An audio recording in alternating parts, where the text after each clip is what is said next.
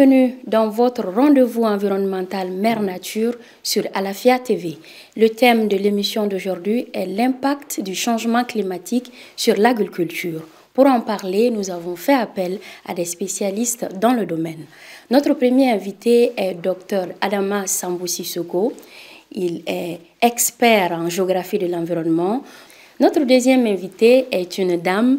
Elle se nomme Madame Diallo Oumou Modibo Keïta. Elle est la directrice exécutive des Jeunes Volontaires pour l'Environnement, GV Mali. Merci à vous, chers invités, d'avoir accepté notre invitation.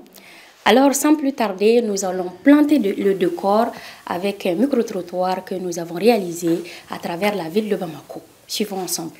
Alors, ni wakati do sera ni salati tega soro privé gele anma. Bon, on fait les fériés, la diago a ma gueule à faire, mais nous ratine ça, ça a d'agano et puis finalement faire nos à la fin. Abinya wagatino, no enana wagati, clefundente, abinya au conno, mais clefunden borasan. Acha yala machama mi dola, amsega préfalé. Bon, wakati la salati m'était soro. Je dirais oui, parce que même durant ce mois de mars, on va dire ce mois de Ramadan, dans lequel nous sommes maintenant, nous avons constaté que voilà, il y a plu dans beaucoup d'endroits. Chose qui n'est pas fréquent et chose qui est voilà, c'est parce que nous voyons que les changements climatiques jouent beaucoup sur notamment l'agriculture, la pêche, pratiquement dans tous les domaines, on peut dire. Parce que voilà, on a constaté que dernièrement quand il a plu, il y a des tubercules, à savoir les salades et tout, voilà, qui ce n'est pas leur moment d'être arrosés. J'ai constaté vraiment des dérèglements climatiques chez nous ici. Par exemple, l'année dernière, on a eu des grandes inondations qui ont vraiment impacté sur la vie des populations. Et l'eau est sortie souvent des fleuves et des rivières et marigots. Voilà. Et en plus de ça, les chaleurs extrêmes qu'on avait vécues même l'année dernière, en plus de ça encore cette année, il y a souvent des températures extrêmes actuellement qu'on vit dans la capitale. Voilà. Donc tout ça, pour moi, sont des impacts du changement climatique. Donc, pour ma part, oui, je pense que les changements climatiques peuvent affecter la production agricole. Par exemple, si des produits qui ne sont pas faits pour accueillir assez d'eau, si ces produits-là, ces aliments-là sont submergés par l'eau, ces aliments peuvent se dégrader. Voilà. Et s'il y a des aliments aussi qui ne supportent pas des fortes températures de chaleur, si elles sont touchées par les rayons solaires, le soleil qui brûle fort, ces aliments aussi peuvent vite se dégrader. Donc ça peut vraiment affecter la production agricole et tout le monde peut vivre les conséquences de ça, que ce soit les agriculteurs, les consommateurs et même au niveau national, ça peut vraiment impacter la production du pays. De retour sur le plateau, M. Sissoko, après avoir visionné ce micro-trottoir, quelles sont les principales manifestations des changements climatiques au Mali et leur impact sur le secteur agricole? Merci, Madame, pour cette question. Lorsqu'on parle de changement climatique, le Mali est un pays agricole. Plus de 80% de la population malienne vit en milieu rural.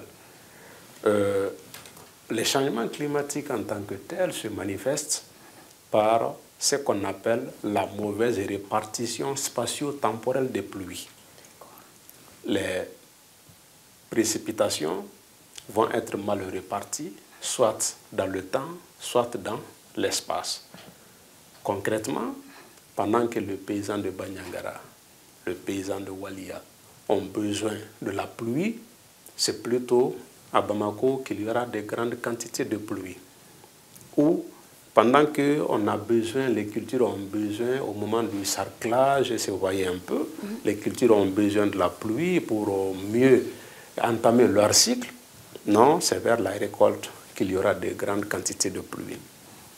Également, cette question de changement climatique se manifeste par ce qu'on appelle la prolongation de la pause, sinon des pauses pluviométriques.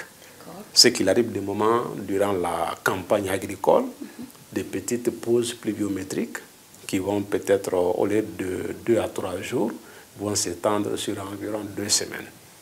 Et il peut arriver que cela se multiplie. Et quand on dit agriculture au Mali, c'est que nous parlons de l'élevage. L'élevage est frappé par les changements climatiques à travers la hausse de la température, ce qui joue sur le métabolisme des animaux. De nouvelles maladies peuvent faire leur apparition, ainsi de suite, et même la rareté des eaux pour l'abreuvement des animaux peut se manifester. L'agriculture va également de pair avec la pêche.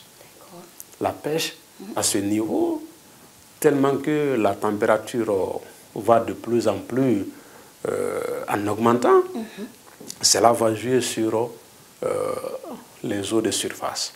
Ces eaux, quand elles deviennent de plus en plus chaudes, les poissons n'auront plus à pouvoir, comment dirais-je, éclore leurs œufs.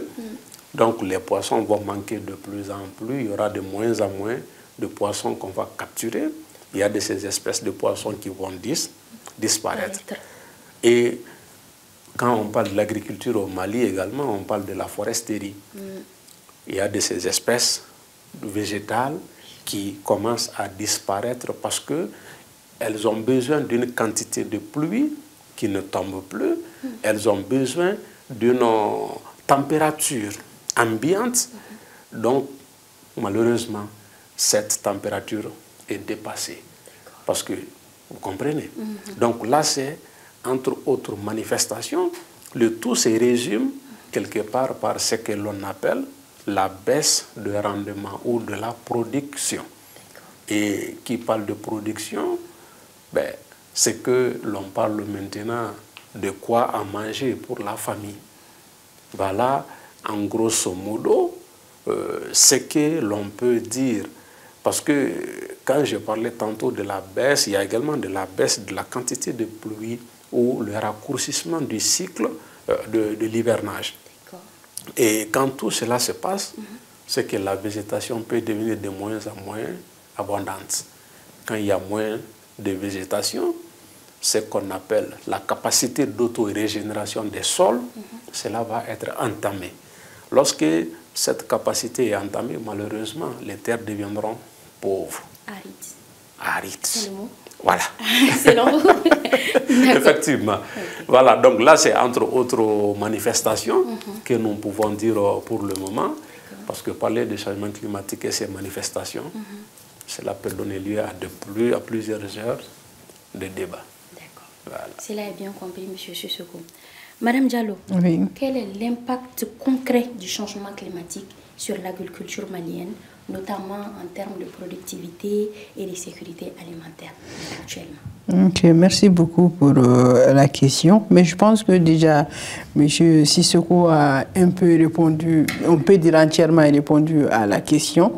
Donc, l'impact du dérèglement climatique sur l'agriculture, que ce soit au Mali, au Niger, au Burkina, que dans les pays du Sahel, on a à peu près les mêmes problématiques. Voilà. Et au jour d'aujourd'hui, le changement climatique, l'impact du changement climatique sur l'agriculture ne se résume pas que simplement à la frontière du Mali. Ça, c'est quelque chose qui est généralisé partout au monde. Comme on dit, l'atmosphère n'a pas de frontières. Le dérèglement climatique joue sur nous tous, que ce soit pays du Nord, que ce soit pays du Sud. Ça peut être de façon différente. Chez nous, ça peut être la sécheresse, comme chez les autres, ça peut être l'inondation. Bon, que ce soit la sécheresse, que ce soit l'inondation, les deux ont des conséquences sur la terre. Ça amène l'appauvrissement de la terre, les terres deviennent arides, comme vous avez su trouver le mot. Donc, comme on l'a dit, qui parle de sécheresse, qui parle de l'appauvrissement des sols, parle de sécurité alimentaire. Donc il faut savoir que ces impacts, c'est du fil à l'aiguille. Donc c'est de cause à effet. Donc quand on parle d'impact du changement climatique sur l'agriculture, on parle de tout en même temps. On parle d'insécurité, on parle de famine, on parle de déplacement. Parce que si on est sur un terre où il n'y a plus, la terre ne peut plus nourrir, on change. de localité. Donc l'impact du dérèglement climatique est vraiment mesurable partout et sur tout le monde, quel qu'en soit le corps de fonction que vous utilisez. Peut-être à des niveaux différents, mais elle est vraiment pesante. Maintenant, quand on vient s'intéresser uniquement à l'agriculture, donc comme on l'a dit, l'agriculture, il faut le voir avec l'agriculture avec grand A. Donc quand on parle d'agriculture, c'est lié. Quelqu'un qui est en train de faire l'agriculture ne peut pas le faire sans utiliser les composts pour enrichir le sol. Qui parle de compost parle d'élevage. Donc vous voyez, donc c'est vraiment difficile de dissocier ces choses-là, vu qu'elles sont étroitement liées. Voilà. L'agriculture est vraiment importante pour le Mali, comme M. Sissoko l'a su le dire. Le Mali est un pays agricole, donc l'impact du dérèglement se lie à travers, comme il a dit, la mauvaise répartition de la pluie, et la raréfaction ou la diminution des nappes phréatiques, l'eau des nappes phréatiques.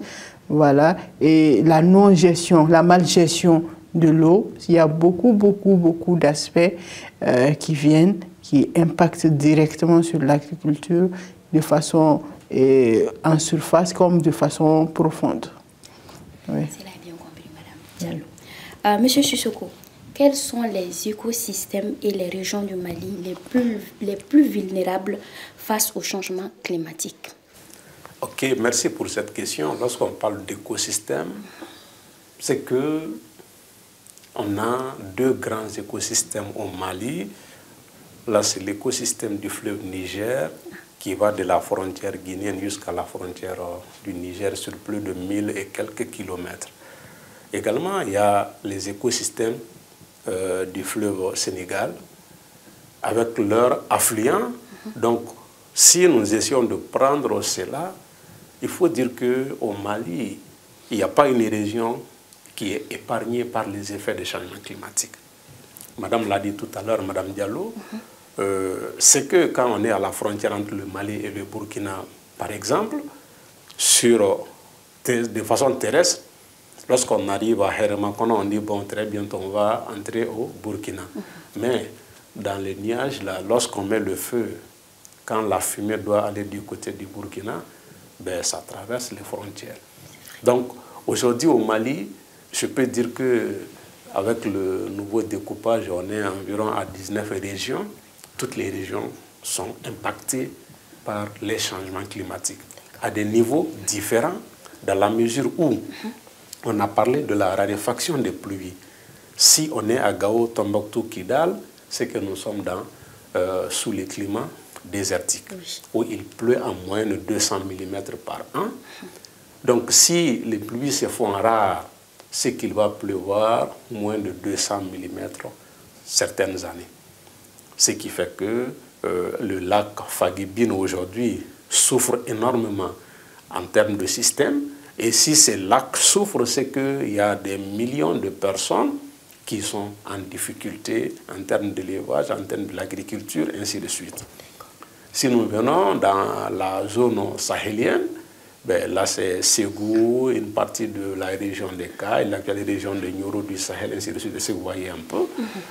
Également, si nous descendons et que nous venons dans la zone soudanienne, ben, c'est la même chose. C'est que les isoyettes se sont déplacées, ce qui fait que ce soit la végétation, elle est malheureusement frappée. Le néré que l'on rencontrait, par exemple, au moins sud de la commune de Walia, cercle de Baflabé, quand on grandissait, on voyait le néré. Mais cette espèce a disparu. Oui, ça de chez moi, oui, ça se fait de plus en plus rare. Parce que la quantité de pluie que le néré a besoin, nous ne l'avons pas. La quantité de température, parce que chaque espèce a son écologie. Vous comprenez? Donc, si nous prenons le Mali, sur les 1 million et quelques kilomètres carrés, malheureusement, il n'y a pas une région qui est épargnée. Les villes, en parlant, on peut en parler un peu, parce que celui qui est en milieu paysan, il va dire, bon voilà, mais comment est-ce que ça se passe à Bamako? Voilà. La chaleur est là. Oui. Et malheureusement, nous dormons dans des maisons en ciment. Des études ont montré que le ciment comme tel conserve la chaleur et le dégage. D'accord. Et vous comprenez? Ce qui fait que actuellement, les gens dorment sur le toit de leur maison, ceux qui n'ont pas de climatisation ou d'humidificateur. Vous comprenez? Donc là aussi, ça c'est l'eau de victime en tant que telle, parce que tout le monde n'a pas le moyen d'avoir un humidificateur ou un climatiseur, et qui aussi sont source d'émissions de gaz à effet de serre. Donc c'est pour dire qu'au Mali aujourd'hui, on peut, de façon générale, il n'y a pas une région qui est épargnée, mais comme je le disais tantôt, il y a des régions qui sont frappées plus que certaines d'autres. L'hivernage passé, il y a eu les inondations qui ont frappé les localités de façon pas la même chose. Bamako a eu son lot de victimes, Ségou en a eu pour elle, Gao, Tombouctou, Kidal, et ceux qui sont spécialisés en matière d'hydrographie, ils seront mieux expliqués. La quantité, c'est-à-dire les eaux de pluie qui ont fait le dégât à Bamako vers le mois de juillet-août, c'est cette même eau qui est allée faire des dégâts vers le mois d'octobre-novembre à Tombouctou, Gao. Donc là, c'est un système un peu complexe pour un géographe spécialisé de l'environnement. Il faut les géomorphologues et les hydromorphologues pour bien nettoyer cette partie. Donc en bref, c'est ce que je peux dire. Voilà. D'accord. Ça, c'est bien compris. Madame Diallo, quelles sont les principales difficultés rencontrées par les agriculteurs maliens face au bouleversement climatique? Notamment en 2024, M. Sissoko l'a dit tout de suite, parce qu'on a vraiment assisté à des inondations un peu partout à travers le pays. Comment est-ce que ça a été? Comment les agriculteurs ont pu s'en sortir? Bon, je pense qu'avec la résilience, on ne peut que s'en sortir. Mais les impacts, comme on l'avait dit, ça reste les mêmes. Il y a eu des inondations qui ont amené la perte de culture. Avec la rarification ou les pauses concernant les temps de pluie, ont amené vraiment la destruction de quelqu'un. Pas la perte c'est quand si ça a pu arriver à maturation et qu'il y a eu l'inondation. On a eu des gens qui ont perdu des hectares d'oignons ou qui ont perdu leur culture, vu qu'il y a eu vraiment cette quantité de pluie qui est venue un peu en retard. Il y a eu le déracinement des papayes et autres qu'on a pu rencontrer. Mais il y a aussi cette pause qui s'est faite de temps en temps. Le moment où les cultures ont besoin vraiment de cette quantité pour essayer d'entamer leur procédure, ça trouve que les cultures manquent d'eau jusqu'à 2-3 qui peut amener vraiment la sécheresse des plants et d'où la destruction. Donc quand on parle de tout ça, on parle de pertes massives, on parle de familles qui ne vont plus avoir à manger et surtout qui n'auront plus le pouvoir d'achat. Parce que sur ces cultures-là qu'ils comptent pour essayer de se nourrir en première position et maintenant commercialiser ça pour essayer de trouver leur gain de cause. Donc, avec ça, il y a aussi la rarification de l'eau souterraine, vu que quand il y a assez de chaleur comme ça, il y a l'évaporation qui va amener que cette matière qui est vraiment primordiale pour nous tous, que ce soit l'agriculture, que ce soit l'être humain, l'eau douce est vraiment l'or, si on peut le dire. Surtout nous sommes en mois de Ramadan. L'eau, c'est la vraie source de vie. Donc, la rarification de cette eau amène vraiment des bouleversements sur tout l'échiquier, que ce soit sur le plan agricole, que ce soit sur le plan de la pêche, que ce soit sur le plan de l'élevage. L'agriculture avec grand A est impactée par ça. Donc, on peut dire que si eux ils sont impactés, en général, quelle qu'en soit la fonction, on revient à être impacté aussi. Parce que c'est eux, ils perdent leur rendement, nous, on n'aura plus la possibilité d'avoir ce même rendement, parce que nous aussi, on doit acheter ces rendements pour nous nourrir, ce qui va amener de fil à aiguille à la famine. Hormis ça aussi, ça va amener l'appauvrissement des sols, que ce soit la sécheresse, que ce soit l'inondation. Ça fait de telle sorte que les terres perdent leurs nutriments, ce qui amène la baisse même de production. N'eût été la perte de la production, cet facteur, ceux qui n'ont pas perdu leur production, heureusement, mais malheureusement aussi, d'un côté, ça va amener la baisse de la production. Si quelqu'un doit trouver 3 tonnes à l'hectare, avec ces inondations et la sécheresse, ils vont avoir peut-être simplement 1 tonne à l'hectare. Donc, ce qui veut dire que quel qu'en soit alpha, quel qu'en soit, c'est-à-dire, quelles qu'en soient les conditions, voilà, ça ne fait que impacter de façon négative. Oui. Donc, on est tous impactés de la même chose, mais de différentes manières. D'accord. Oui. Ça, c'est bien compris. Docteur Sissoko, en quoi la géographie de l'environnement permet-elle d'anticiper et de mieux gérer ses impacts sur l'agriculture? Parler de la géographie de l'environnement en lien avec la question climatique, quand on parle de la géographie en tant que telle, l'environnement, c'est tout ce qui nous entoure, nous-mêmes nous en faisons partie. Oui. Et la géographie s'intéresse à nous, nos interactions avec notre milieu. Parce que si on parle aujourd'hui des changements climatiques, de l'industrialisation, c'est qu'il y a eu le commerce. Et ce commerce remonte à ce que l'on appelle la période de révolution du néolithique. Partant de là, c'était avec le troc. On prenait les produits, on échangeait les uns contre les autres, jusqu'à ce qu'il y a eu les monnaies, c'était les cauris, ainsi de suite. OK? Eh bien, si nous parlons, on parlait tout à l'heure de la pêche. La pêche était pratiquée au paléolithique, mais ce n'était pas la pêche modernisée. Ce que la modernisation également de la pêche remonte à cette période de la révolution du néolithique, où la pirogue va faire sa naissance.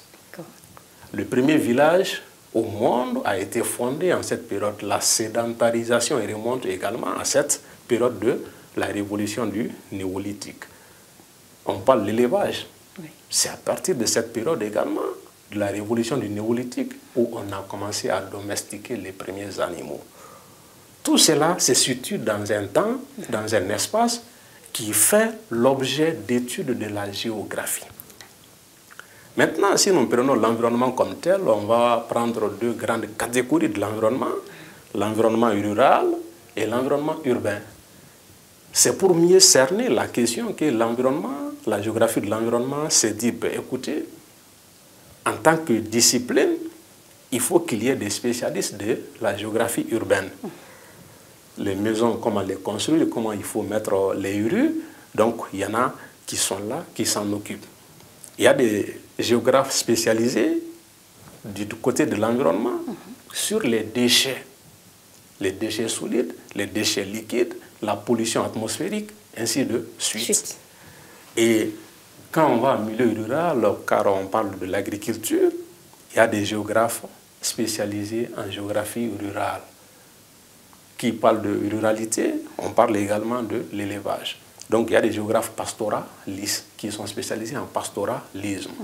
Et nous les humains, on l'a dit tout le temps, la santé, c'est quand même très beau comme tel. Donc raison pour laquelle il y a également des géographes spécialisés en santé. Donc il y a une dame au Mali qui ne sait pas très bien sur ce plan, vous comprenez? Oui. Donc l'ensemble de tout cela, lorsqu'on parle de changement climatique, c'est qu'il y a eu l'industrialisation qui est venue un peu en ajouter, raison pour laquelle, pour qu'on vienne ici, on nous a expliqué l'endroit. Cette explication part de coordonnées géographiques. On se situe dans le temps et dans l'espace. On dit, bon, on vient dans tel quartier, dans telle commune, ainsi de suite. Donc, et aujourd'hui, avec les GPS, vous comprenez. Oui. Également, La géographie de l'environnement consiste à faire quoi? C'est de prendre les images satellitaires. Je prends le cas de la forêt classée de Koulouba qui est quelque part proche de nous ici, de façon territoriale, pour qu'on sache qu'en 1975, en 1980, comment était la forêt classée de Koulouba.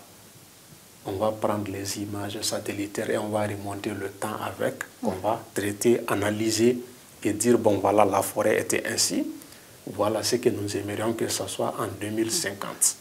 Et on se fixe des objectifs. Bien sûr. On essaye de les atteindre. De les atteindre. Voilà. Également, la géographie de l'environnement, nous proposons des articles scientifiques, nous faisons des communications scientifiques, les thèses de doctorat sont encadrées, les mémoires sont encadrées afin que la communauté scientifique puisse apporter son appui de plus en plus et de nouvelles approches techniques et technologiques également sont proposées. J'ai parlé tantôt de GPS, j'ai parlé tantôt de comment dirais-je, des drones qui sont là aujourd'hui, vous comprenez un peu. Tout cela entre en ligne de compte et puis si nous essayons de rester chez nos parents, lorsqu'on va sur le plateau d'Ogon, quand il ne pleut pas, les pauses pluviométriques, les Dogons ont leur réalité pour faire pleuvoir la pluie, quand ils le veulent ou ils le veulent. Quand on va dans le Mandé, ils ont leur réalité. Quand on va chez le Samougo, ils ont leur réalité. La géographie de l'environnement s'intéresse à tout cela. Mais M. Sissoko, Oui. à un moment donné, on avait des petits avions qui faisaient en sorte quand voilà, nous on était petits, on attendait ça. Comment ça se passe? Ça aussi, ça fait partie de la géographie. Comme on était tout petits, donc on ne savait pas trop. Oui, effectivement, ça fait partie de la géographie, du champ de la géographie de l'environnement, dans la mesure où les nuages que vous voyez, il y a ce qu'on appelle la capacité hygrométrique des nuages. Quand cette capacité n'est pas atteinte, il ne va pas pleuvoir. D'accord. Donc, avec les avions, ils vont faire des ensemencements des nuages et on va les bombarder avec de l'iode et puis d'autres, vous voyez un peu. Et puis, il va pleuvoir là où ça peut pleuvoir, et ainsi de suite. Et là, c'est un programme qui était au niveau de Mali Météo. Et Maintenant, ce n'est plus le cas?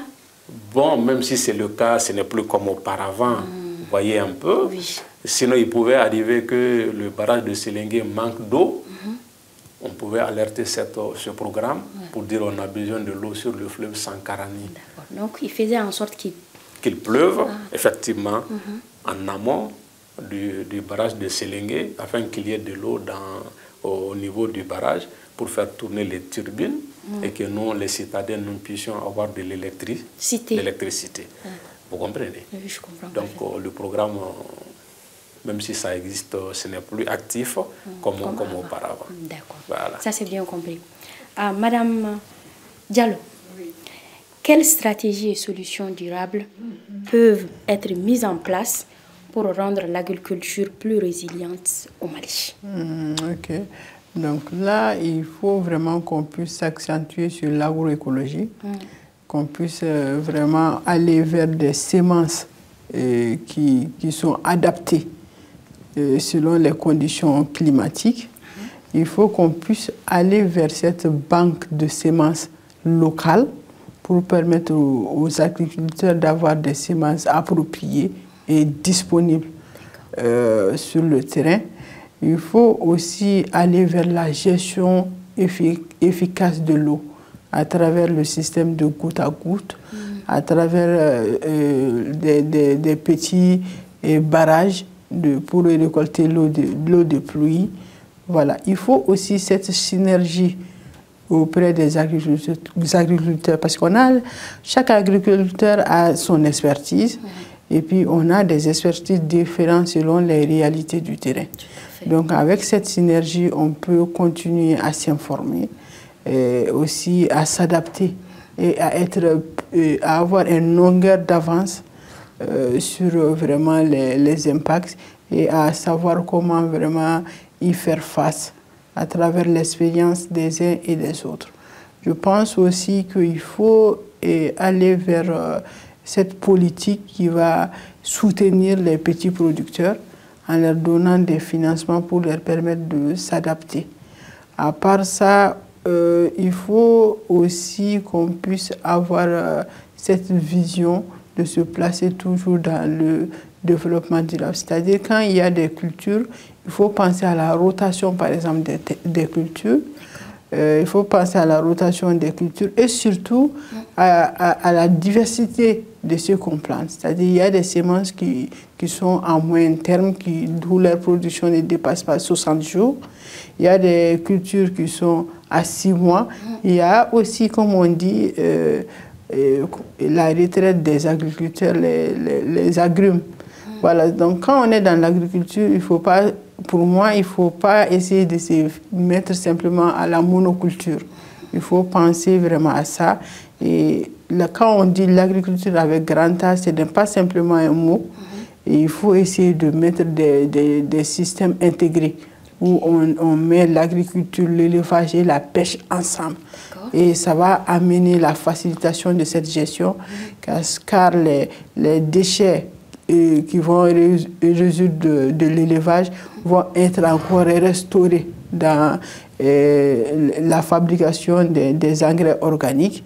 Et l'eau issue de la pêche, l'élevage, et de la pêche, la pisciculture, va être comme peut-être l'eau qui va permettre aussi d'irriguer les cultures. Donc en associant ces genres de systèmes, on est sûr aussi que l'éleveur et plutôt l'agriculteur n'est pas trop impacté. Parce que quand l'agriculture fait face à des problèmes, ça va trouver que peut-être l'élevage est épargné. Ou quand l'élevage est impacté, ça va trouver qu'il y a des récoltes de la pêche. Tout à fait. Donc avec ça, on se rassure davantage et l'entrée est différente et diversifiée. C'est là qui va permettre d'être plus résilient face à l'impact du dérèglement climatique. D'accord. Ça, c'est bien compris, Madame Diallo. Monsieur Sissoko, docteur, quel lien peut-on établir entre la dégradation des sols et les variations climatiques? Oui, le lien entre la baisse de fertilité des sols et les variations climatiques, là, on l'avait un tout petit peu ébauché en haut. Tout d'abord, il faut préciser que quand on parle de l'agriculture, c'est durant cette même période de révolution du néolithique où l'agriculture a été découverte. Donc, tout ce qu'on a comme problème aujourd'hui remonte à cette période.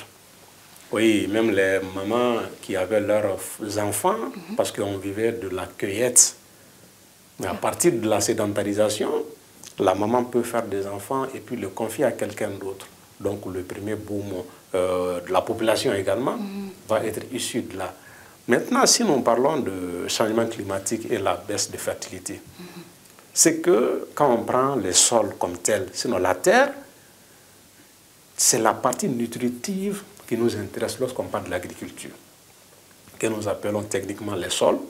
Maintenant, cette partie, pour que cela se constitue, il faut qu'il y ait de la végétation, les feuilles des arbres et les herbes qui vont tomber et l'eau puisse entrer en action afin que cela puisse entrer en putréfaction et les micro-organismes. Mais avec les changements climatiques, malheureusement, qu'est-ce qui va se passer? En cas de sécheresse, je parlais tantôt du fait qu'il y a des espèces végétales qui ont disparu. Oui. Il y a des espèces d'herbes également qui ont tendance à disparaître. Donc, il va y avoir de moins en moins de la végétation sur nos sols. Quand il y a de moins en moins de végétation, c'est qu'il y a de moins en moins de facteurs pour que les sols puissent se reconstituer. Quand cela se fasse, ben, qu'est-ce qui va se passer? C'est que les rendements à l'hectare, Mme Diallo le disait tout à l'heure, lorsqu'on s'attend à 3 à 4 tonnes à l'hectare, on peut se retrouver avec 1 tonne à l'hectare. Et ce qui est encore plus, des fois, sinon dans la plupart des cas, l'élevage vient en appoint à l'agriculture en tant que telle. Mais là aussi, il faut que les animaux aient à manger. C'est vrai. Si les animaux n'ont pas à manger, vous comprenez la suite. Malheureusement, il ne va pas y avoir autant de fumure pour enrichir les sols dans les champs. Et même le lait va manquer, la viande va manquer. Et nous, les Malinqués, on a un petit truc, nous disons le champ n'a pas de pieds pour se déplacer. Oui. Mais on ne peut pas non plus garder le troupeau dans la poche. Est-ce que vous comprenez? C'est vrai. Cela étant, si les animaux n'ont pas à manger, s'ils n'ont pas de l'eau pour s'abreuver, votre champ qui est là-bas, mais ils vont se diriger vers ces champs où il y a la verdure et c'est la divagation des animaux, ce qui donne lieu à des conflits entre agriculteurs et éleveurs. Et vous comprenez la suite. Donc, c'est pour dire que la baisse des quantités de pluie, mais également, Mme Diallo l'a dit, quand il pleut et qu'il y ait les inondations, c'est qu'il y a le système de ruissellement des eaux. C'est le ruissellement et l'érosion va faire que la partie nutritive des sols seront emportées par les eaux et vont aller se déposer dans nos marigots, dans nos fleuves, ce qui va conduire à leur comblement. C'est que là où l'eau devrait rester durant toute l'année, à partir de la même période, vers le mois de mars, il n'y a plus d'eau dans le fleuve ou dans le marigot. Donc, ce qui fait que même le besoin pour les populations locales, qu'il s'agisse de la confection des briques et autre chose, ne pourront pas être satisfaits. C'est vrai. Donc, en bref, c'est pour dire que qu'il s'agisse des inondations ou qu'il s'agisse de la sécheresse, toutes ces deux situations jouent énormément sur l'enrichissement des sols. Voilà. Ça, c'est bien compris.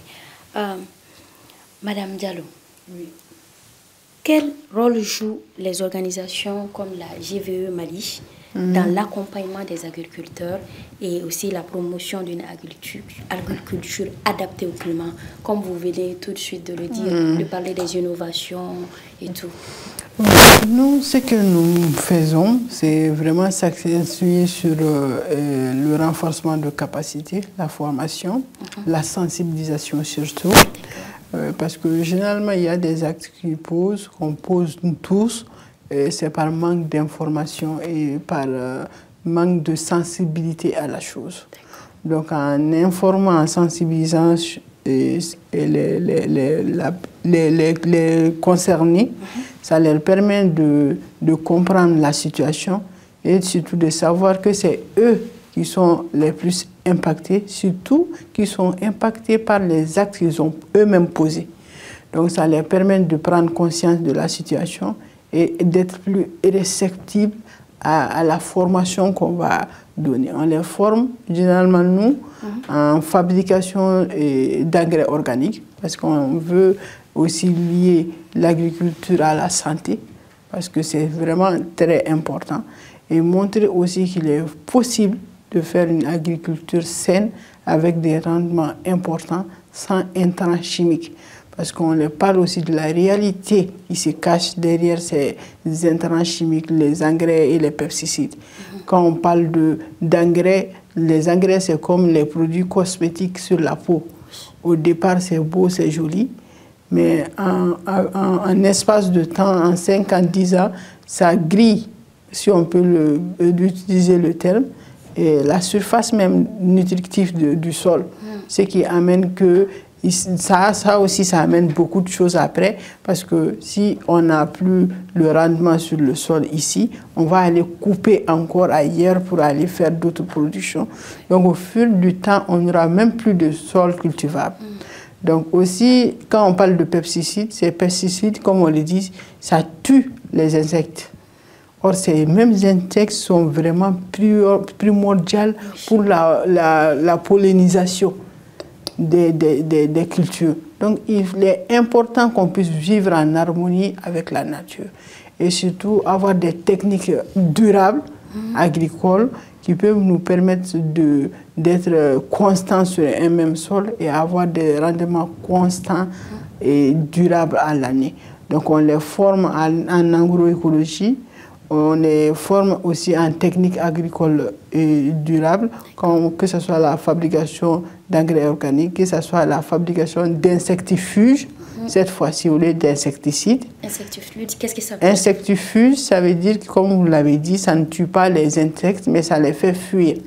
Et aussi, ces mêmes traitements permettent de traiter les maladies fongiques et autres que les plantes peuvent avoir. Donc on les forme en ça, mais nous aussi on pratique. Parce que pour sensibiliser les gens, il faut le mettre en pratique. Comme on dit chez nous, donc c'est comme ça. Oui. Quand tu sensibilises, il faut être capable aussi de montrer l'exemple. Donc ce que nous faisons, nous essayons de mettre cette agroécologie en Excel pour montrer aux gens que c'est possible l'agriculture, qu'on soit en possession de terre ou pas.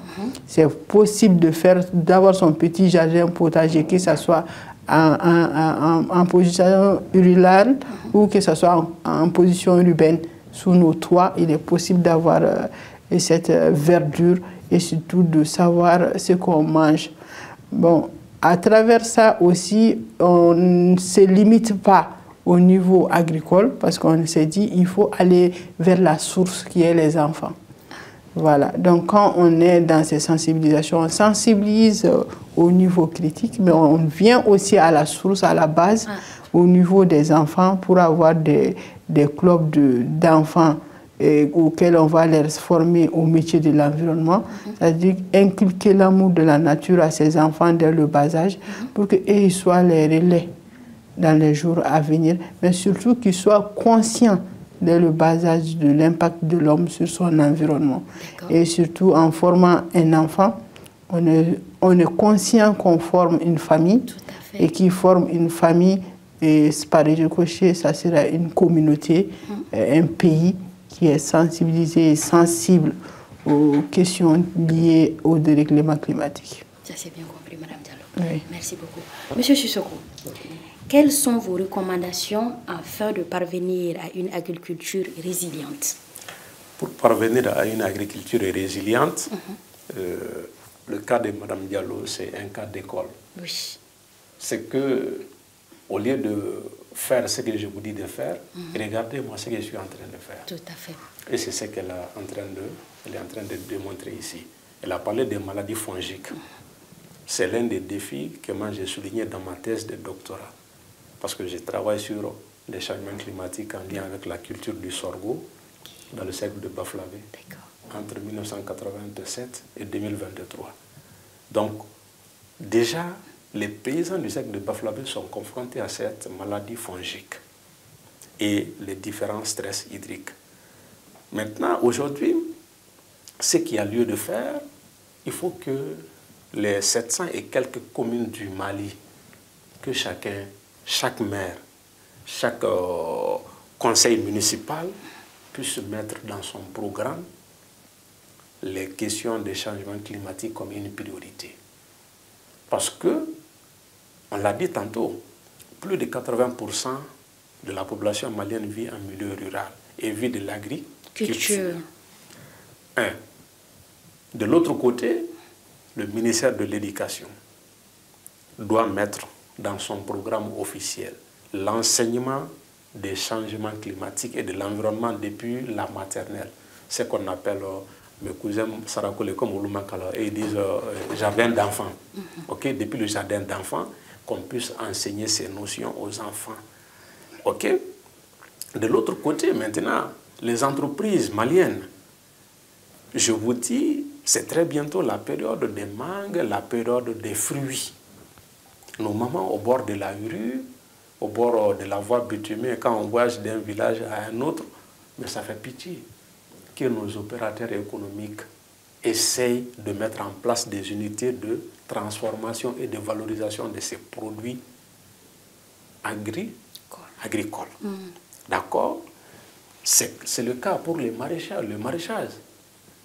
Des fois, quand vous partez vers Diago ou dans d'autres zones à forte potentialité maraîchère, mais vous avez le produit à vil prix parce qu'ils n'ont pas de système pour conserver ni pour transformer.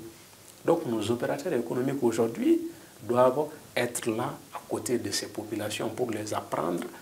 Imaginez un peu, on est au mois de Ramadan, pour rompre le jus que nous consommons. Des fois, même si c'est produit au Mali, c'est quelqu'un d'autre qui est venu d'ailleurs pour produire. Et cela fait mal. D'accord? Plus c'est cher.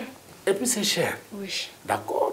Maintenant, les ONG et les associations doivent aider l'État en tant que tel pour qu'on essaie de mobiliser plus de fonds. C'est-à-dire de l'argent sur le plan national et qu'on arrête d'aller tendre la main dehors. Et moi, je n'ai pas été étudié en Occident parce que c'est là où on va chercher de l'argent. Mais ceux qui ont été étudiés là-bas, et puis ce qu'on a lu dans les livres, et rien n'est gratuit en Occident. C'est vrai. Mais quelqu'un qui ne fait pas quelque chose gratuitement pour sa maman, ni pour son papa, il vient te donner de l'argent et dit que c'est gratuit. Madame, quand même, il faut qu'on essaie de réfléchir. Tout à fait. Chaque centime qu'il nous envoie, s'il nous envoie un Français qui a un intérêt qui ne dit pas son nom, qui est caché derrière. Tout à fait. Donc, de plus en plus, que les ONG proposent des alternatives à l'État pour qu'on puisse mobiliser plus de fonds et que l'on puisse mettre des projets structurants en œuvre. Et à l'État, enfin, de dire qu'on ne peut pas combattre les changements climatiques avec l'effectif qu'on a aujourd'hui au niveau des eaux et forêts, au niveau de la DNACPN, ainsi de suite. Donc vous voulez un effectif assez vaste? Mais bien sûr. Vous partez dans certaines communes, il n'y a que 2 à 3 agents par commune. Une commune de 30 ou de 40 villages, si vous avez 3 agents des eaux et forêts, comment ils vont surveiller le territoire de la commune? Ils n'en ont pas le moins, ils n'en ont même pas le temps. C'est vrai. Dans d'autres communes, c'est un seul agent des eaux et forêts. Donc aujourd'hui, on doit aller vers un recrutement massif. Et la question de déchets, parce qu'on ne peut pas parler de changement climatique sans parler de déchets. Elle a parlé des engrais qu'on utilise, qui est source d'émission de l'oxyde nitré. Et les déchets sont source d'émission du méthane. Donc aujourd'hui, je ne connais pas une école où on forme des techniciens en assainissement. Des cadres supérieurs, oui, mais au Mali, quand on dit technicien, ça veut dire que ce sont eux qui doivent descendre dans les caniveaux. Nos mamans, nos tontons et nos tantis, et puis nos frères qui sont sur les dépôts d'ordures en tant que récupérateurs et récupératrices. Ils ne sont pas accompagnés, autant comme nous l'aurions souhaité, que l'État, les ONG les accompagnent. Parce qu'aujourd'hui, les Maliens, de façon générale, on a en tête que quand on te voit travailler sur les tas d'ordures, c'est que ton avenir est foutu. Voilà. Donc, vous comprenez, là, ce sont des alternatives que l'on puisse mettre en pratique et que les citoyens maliens, chacun se dise que la Constitution de 2023, en son article 25, dit que la protection, la préservation de l'environnement est un devoir pour tous et pour l'État. Ça veut dire que chaque Malien est un soldat pour l'environnement. Je m'arrête là. C'est bien compris, M. Sissoko. Madame, un dernier mot. Un dernier mot, ce n'est que vous remercier pour l'invitation, parce que je pense que ces genres de dialogues sont importants pour permettre encore d'avoir plus d'auditoire, parce que ces discussions sont instructives. Ça peut permettre à ceux qui n'ont pas peut-être la possibilité de participer à des séances de renforcement de capacité ou autres, d'avoir accès à l'information. Donc ce sont des débats instructifs qui nous permettent nous aussi d'aller chercher les expériences et expertises qu'on a déjà eues sur le terrain pour venir discuter avec vous.